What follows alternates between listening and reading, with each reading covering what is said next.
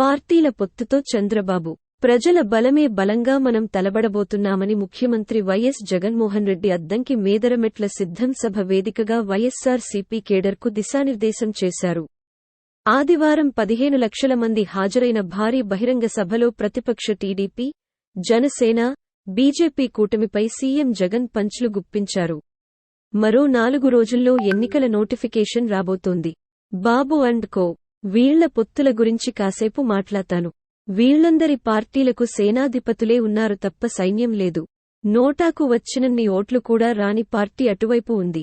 వాళ్లు వెనుక ప్రజలు లేరు కాబట్టే పొత్తులతో, ఎత్తులతో వస్తున్నారు. నాకు చంద్రబాబులా నటించే పొలిటికల్ స్టార్స్ లేరు. నాకు రకరకాల పార్టీలతో పొత్తులు లేవు. అందుకే ఒంటరిగానే పోటీకెళ్తున్నా. సామాన్య ప్రజలే నాకు స్టార్ క్యాంపెయినర్లు. నన్ను గెలిపించే స్టార్ క్యాంపెయినర్లు ప్రతి ఇంటా ఉన్నారు. జగన్ను ఓడించాలని వాళ్లు, గెలిపించాలని మనం. విశ్వసనీయతకు వంచనకు మధ్య జరుగుతున్న యుద్ధం ఇది అని సీఎం జగన్ ఉద్ఘాటించారు.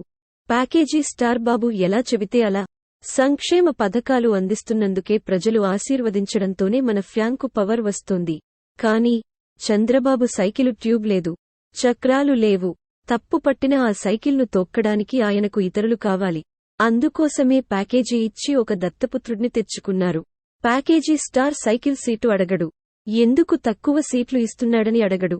ప్యాకేజీ స్టార్ చంద్రబాబు సైకిల్ దిగమంటే దిగుతాడు. సిట్ అంటే సిట్, స్టాండ్ అంటే స్టాండ్.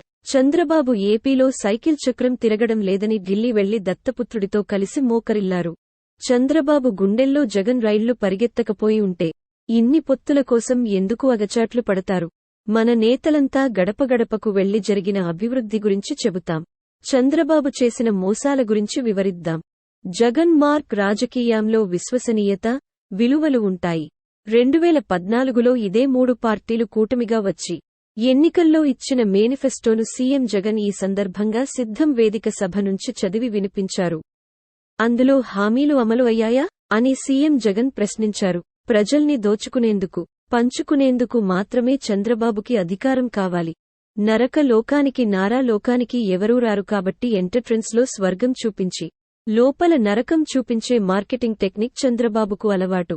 మరోసారి మోసం చేసేందుకు వాగ్దానాలతో ముందుకు వస్తున్నారు. చంద్రబాబు మేనిఫెస్టోకు, శకుని పాచికలకు తేడా ఏముంది?